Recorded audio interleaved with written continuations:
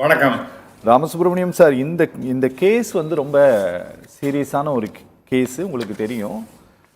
இதில் இன்னைக்கு கிட்னிகள் ஜாக்கிரதை அப்படிங்கிற ஒரு பேட்ச் போட்டுக்கிட்டு இந்த விஷயத்தை இன்று ஒரு தனி கவன ஈர்ப்பு தீர்மானமாக அதிமுக கொண்டு வந்திருக்கிறது. சார், இந்த விவகாரம் கோர்ட்டுக்கெல்லாம் போனது நீங்கள் பார்த்துருப்பீங்க. இந்த கேஸில் நாங்கள் பாரபட்சம் இல்லாமல் நடவடிக்கை எடுக்கிறோன்ட்டு இந்த அரசாங்கம் சொல்கிறது. இன்னைக்கு அது அவை குறிப்பிலும் பதிவு செய்திருக்கிறார் அமைச்சர் திரு சுப்பிரமணியன் சார். அது ஓரளவு நம்பகத்தன்மைக்குரியதாக இருக்கிறதா சார் இந்த பதில்? முதல்ல எல்லோருக்கும் இப்படி வணக்கம். கொஞ்சம் எக்கோ சரி பண்ண சொல்லுங்க. இப்ப இந்த மாதிரி சமாச்சாரங்கள்ல இல்ல ரொம்ப எக்கோ கேட்கறது. காது கேக்குதாப்பா உள்ள இருக்கிறவங்களுக்கு? அவர் எக்கோ அடிக்குதுன்னு சொல்றாரு. காது கேக்குதானே உங்களுக்கு சார்? இப்ப கேக்குதா சார்?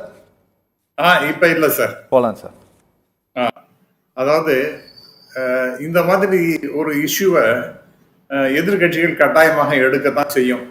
இது திராவிட முன்னேற்ற கழகமாக இருக்கட்டும், அல்லது அண்ணா திராவிட முன்னேற்ற கழகமாக இருக்கட்டும், அல்லது சில எதிர்கட்சிகளாக இருக்கட்டும், எல்லாரும் இந்த மாதிரி ஒரு சீரியஸான இஷ்யூ. ஏன்னா இது ஏதோ சாதாரண விஷயமாக நம்ம எடுத்துக்கொள்ள முடியாது. ஆகவே இந்த விஷயங்கள்ல டெஃபினட்டா எதிர்கட்சிகள் பேசுவது அப்படிங்கிறது சரியானது தான். அதாவது the opposition will have a right to make issues and the ruling party will have to have a stay அப்படிங்கிறது தான் எல்லாருக்கும் தெரிஞ்ச சமாச்சாரம் சார். அதனால இது சிறுநீரக திருட்டு அப்படிங்கிறது ஏன் நடக்கின்றதுன்னா, இந்த ஆர்கன்ஸ் அப்படி உடல் உறுப்புகள் அப்படின்னு எடுத்துட்டீங்கன்னா அது நிறைய பேருக்கு இப்ப தேவைப்படுகின்றது. அது குறிப்பாக ரொம்ப வல்னரபிள் ஸ்டேட்டஸ்ல இருக்கக்கூடியவர்கள், அதாவது ஏழ்மையான நிலைமையில இருக்கிறவங்க, அவங்களுக்கு ஒரு பரவாயில்ல நாம ஒரு கிட்னியை கொடுத்தாருனே அப்படிங்கிற மாதிரி ஒரு ஆட்டிடியூடு இருக்கத்தான் செய்கின்றது. கிட்னி மட்டுமல்ல, இன்னும் சில உறுப்புகளை தானமாக செய்கிறார்கள். அது எல்லாரும் மனம் கொடுக்கறதுங்கிறது வேற விஷயம். உதாரணமாக உயர் திரு எம்ஜிஆர் அவர்களுக்கு அவருடைய உறவினரை கொடுத்தார் அப்படிங்கிறதுலாம் நமக்கு நன்றாக தெரியும். அது மனமும் அவருக்கு கொடுக்கணும் அப்படிங்கிறதுக்காக கொடுத்தது. ஆக என்ன இந்த இத்தகைய தானங்கள் ஒன்றும் தவறும் கிடையாது. இன்ஃபேக்ட் உறுப்புகள் தானம் என்பது மிகப்பெரிய அளவிற்கு போற்றுகிறோம், பாராட்டுகிறோம். அதனால சில பேர் என்ன பண்றாங்க, உடல் ஒருத்தர் இறந்த உடனே அவருடைய உறுப்புகளை தானமாக கொடுத்து விடுகிறார்கள். இதெல்லாம் ஒரு சமூக அக்கறையோடு நம்ம இருந்தும் உயிர் வாழ்தல் என்ற வகையில நடந்து கொண்டிருக்கின்றது என்பதை நாம் பார்க்கின்றோம். ஓகே ஓகே சரி, ஹேவிங் செட் தட், இது ஒரு இன்ட்ரோடக்டரி ரிமார்க்னு வச்சுங்க. இப்ப இந்த கிட்னி திருட்டு அப்படின்னா இது பல காலமாக நம்ம சினிமாலாம் பார்க்கிறோம். சினிமாலாம் கூட போனாங்க, ஆஸ்பத்திரிக்கு போனாங்க, உடம்பு போனாங்க, கிட்னி திருடிட்டாங்க அப்படிங்கிற மாதிரி வேடிக்கையா ஒரு ஜோக்காலாம் கூட அதை பத்தி எல்லாம் நிறைய சினிமாக்கள்லாம் வந்திருக்கின்றது. இன்ஃபேக்ட் இது புதுசும் கிடையாது. என்னவோ இப்ப திராவிட முன்னேற்ற ஆட்சியில தான் இந்த சிறுநீர் திருட்டு என்பது நடக்கின்றது அப்படிங்கிறதுலாம் ஒன்றும் கிடையாது. இதற்கு முன்பாக திரு மா சுப்பிரமணியம் அவர்கள் குறிப்பிட்டது போல 2015 இது மாதிரி ரிப்போர்ட் பண்ணியிருக்காங்க. அது எல்லாருக்கும் தெரிஞ்சதுதான். அதனால இதை நாம அப்படியே விட்டுட முடியாது. தகுந்த நடவடிக்கைகள் எடுத்திருக்கணும், அப்பவே எடுத்திருக்கணும். அதெல்லாம் எடுக்கலாம்னு எனக்கு தெரியல. ஏன்னா திரு சுப்பிரமணியம் அவர்கள் சொல்றதுல இருந்து பார்த்தா அது போன்ற அதற்கு தகுந்த நடவடிக்கை என்பது எடுக்கப்படவில்லை என்பது நன்றாக தெரிகின்றது. இப்ப அடுத்ததாக இந்த விஷயத்துல நம்முடைய முதல்வர் அவர்கள் இதை பத்தி ஒரு விஷயங்கள்லாம் கேள்விப்பட்ட உடனே, அதாவது கிட்டத்தட்ட ஒரு டிவியில சூடு நடந்தது, அதை டிவியில இருந்து முன்னாள் முதல்வர் தெரிந்து கொண்டது போல இப்ப இந்த மாதிரி ஒரு திருட்டு நடந்திருக்கின்றது அப்படின்னு தெரிந்த உடனே நம்ம முதல்வர் என்ன பண்ணியிருக்காரு, உடனே ஆர்டர் பண்ணி யார் இதெல்லாம் பண்ணியிருக்காங்க இம்மீடியட் ஆக்ஷன் எடுங்க அப்படின்னு சொல்லிட்டு திரு மா சுப்பிரமணியம் அவர்களுக்கு இன்ஸ்ட்ரக்ஷன் கொடுத்திருக்கின்றார். அதன்படி என்ன பண்ணிருக்காங்கன்னா, இம்மீடியட்டா வினித் IAS, நான் எல்லாத்தையும் டீட்டெயில்ஸா ஒன்னொன்னா சொல்றேன். எனக்கு திராவிட முன்னேற்ற கழக நண்பர் இருக்கார், அவர் ஒன்னொன்னா எடுத்து கரெக்டா சொல்லுவார். அதெல்லாம் எனக்கு அப்படி நான் சொல்லணும்னு அவசியம் கிடையாது. இந்த வினித் IAS அவர் தலைமையில ஒரு விசாரணை குழு அமைத்து அந்த அறிக்கை கொடுக்கின்றது. ஓகே. இதெல்லாம் நிறைய இடத்துல, அதாவது திருச்சி போன்ற இடங்கள், பெரம்பலூர். பள்ளிப்பாளையம், பெரம்பலூர். திருச்சி, பெரம்பலூர், சேலம், நாமக்கல், இந்த எல்லா இடத்துலயும் இது மாதிரிலாம் நடக்கின்றதா அப்படின்னு பார்த்தா நடக்கின்றது அப்படிங்கிறத உறுதிப்படுத்தி இருக்கின்றார்கள். அதுல குறிப்பாக 2 காலேஜஸ், ஒன்று வந்து பெரம்பலூர் திருச்சியில் இருக்கக்கூடிய சித்தார் கல்லூரி மருத்துவக் கல்லூரி, 2வது பெரம்பலூர்ல இருக்கக்கூடிய தனலட்சுமி சீனிவாசன் மருத்துவக் கல்லூரி. இது 2த்திலையும் நடந்திருக்கின்றது அப்படிங்கறது அவங்க ரெக்கார்ட் பண்ணிருக்காங்க. இது வந்து ஒரு ஸ்டார்ட்லிங் இன்ஃபர்மேஷன், அதுல ஒன்றும் சந்தேகமே கிடையாது. ஓகே. சரி, இவ்வளவு நடந்தும் கூட அவங்க சும்மா விட்டாங்களான்னா அந்த 2 காலேஜஸ்னுடைய இந்த இனிமே உடல் உறுப்பு தானம் செய்வதற்கு அவங்களுக்கு தடை செய்வதற்காக ஒரு ஆர்டர் போட்டுட்டாங்க.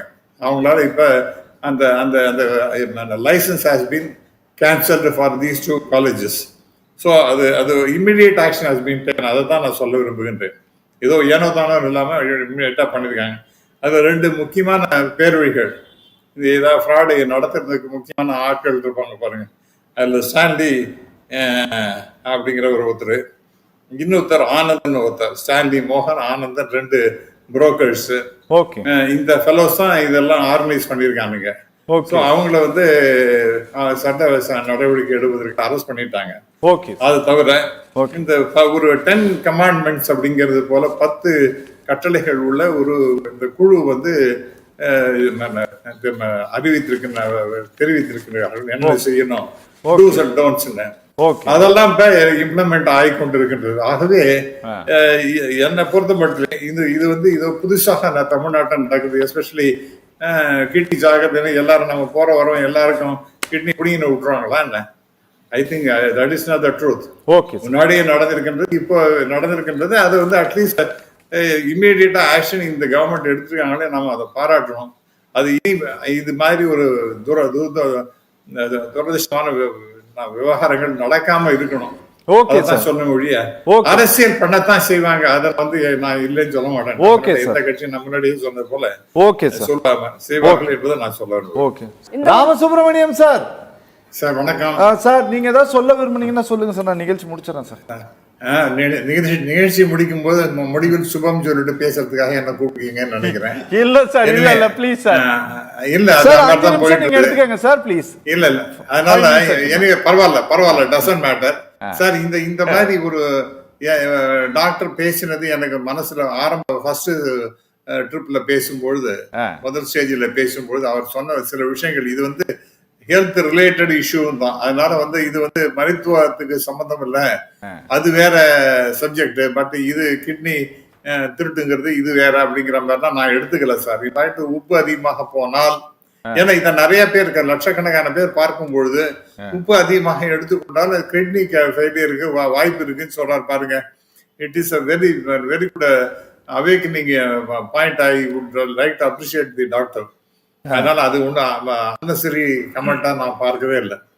2வது 2 பேர் ஆட்சியிலையும், அதாவது அரசாங்கம், நான் முதலே சொன்னாப்புல எதிர்கட்சிகள் என்றால் எந்த இஷ்யூவையும் அவங்க கையில எடுத்துப்பாங்க. அது ஒண்ணுல சமாளிக்கிறத ஊதி பெருசாக்குவாங்க. பட் நான் இதை பத்தி நான் பேசுறேன். எந்த இஷ்யூ த்ரூ சின்ன இஷ்யூத்தையும் கூட பெரிய பெரிய அளவிற்கு எடுத்து பேசுவார்கள். அது நாம ஒன்னும் தவறுன்னு சொல்ல முடியாது. அவங்களுக்கு என்ன ஆயுதம் வேணாலும் அவங்க எடுக்கலாம். 3வதாக இந்த இஷ்யூல வந்து நான் வந்து தமிழ்நாடு அரசை நான் குறை சொல்வதாக என்னால முடியாது சார். ஏன்னா அவருக்கு இன்ஃபர்மேஷன் கிடைச்ச உடனே, அது let it be social media, let it be television channel, இம்மீடியட்டாக ஆக்ஷன் எடுத்திருக்காங்க. அந்த கல்லூரிகள்ல அந்த டிபார்ட்மெண்ட் மேல ஆக்ஷன் எடுத்து அவங்களுக்கு இனிமே அந்த ஆபரேஷன் செய்ய முடியாதுங்கிற அளவுக்கு தடை செய்திருக்காங்க. இதோட நீங்க என்ன செய்ய முடியும்? 2வதாக ஒரு ஐஏஎஸ் தலைமையில ஒரு கமிட்டி போட்டு ஒரு 10 ஆபரேட்டிங் பாயிண்ட்ஸ் அவங்க சொல்லியிருக்காங்க. அடுத்ததாக டோனார் அண்ட் டோனி 2 பேரும் டூஸ் அண்ட் டோன்ட்ஸ் அப்படிங்கறத பத்தியும் ரொம்ப தெளிவான ஒரு டைரக்ஷன் கொடுத்துருக்காங்க. அதாவது ஸ்டாண்டர்ட் ஆபரேட்டிங் ப்ரொசீஜர் அப்படிங்கிற மாதிரி சொல்லியிருக்காங்க. ஆகவே இதெல்லாம் நீங்க பார்க்கும்பொழுது நீங்க கவர்மெண்ட் செஞ்சு எதுவும் எல்லாமே தப்பு, இவங்க அவார்டு வாங்கினாங்க இல்லை கிடையாது. என்ன கடைசியில் அல்டிமேட்லி இது ரொம்ப காலமாக நடந்து கொண்டிருக்குது. எதுக்கு சார் இது சென்ட்ரல் கவர்மெண்ட் ஒரு ஆக்ஷன் போட்டாங்க? அப்ப இந்தியா முழுக்க ஏதோ இருக்கு, அதை ரெகுலேட் பண்ண வேண்டியது ஆர்கன் டொனேஷன் என்பது இந்தியா முழுக்களும் இருக்கக்கூடிய சமாச்சாரம். அதை வந்து ரெகுலேட் பண்ண வேண்டியதுங்கிற அவசியம் என்பதன் காரணமாகத்தான் இதை போட்டிருக்காங்க. அப்ப that means it presupposes the existence of donations, organ donations. அதை ரெகுலேட் பண்ண வேண்டியது அப்படிங்கிறத பத்தி அரசாங்கம் முடிவெடுத்து செஞ்சிருக்கு. 2017 இது போல ஏடிஎம்கே குற்றச்சாட்டு வருகின்றதுனால் அதற்கு அவங்க ஆன்சர் பண்ணணும். நான் வந்து அவார்டு வாங்கிட்டேங்கிறது பெரிய விஷயம் கிடையாது. But definitely it is ultimately இந்த மாதிரி ப்ராப்ளம் அப்பவும் இருந்துருக்குங்கிறது நம்ம அக்செப்ட் பண்ணா தான் நல்லது. அது பண்ண மாட்டாங்க, எதிர்கட்சிங்கிறது பண்ண மாட்டாங்க, இதுக்கு மேலதான் குறை சொல்லுவாங்க. So therefore in my concluding remark, Tamil Nadu அரசாங்கமானது சரியான முறையில் இந்த இஷ்யூவை அணுகி கொண்டிருக்கின்றது.